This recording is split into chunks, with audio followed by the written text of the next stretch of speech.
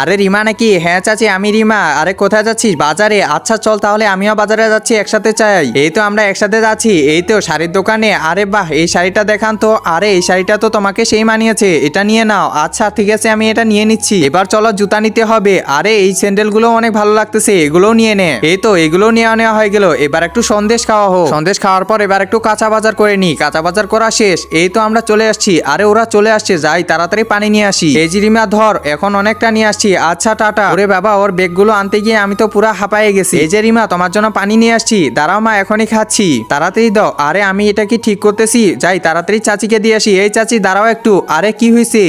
একজন মা কতটা আপন হয়ে থাকে, যার মানেই তাকে জিজ্ঞাসা করে দেখো। তো দেখা যাক বন্ধুরা, এই মায়ের জন্য কে ভিডিওটিতে লাইক এন্ড সাবস্ক্রাইব করে।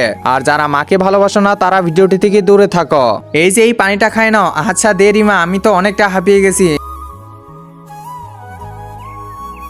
বন্ধুরা, এমন ভালো মানুষ কে দেখছো? অবশ্যই কমেন্টে জানাও।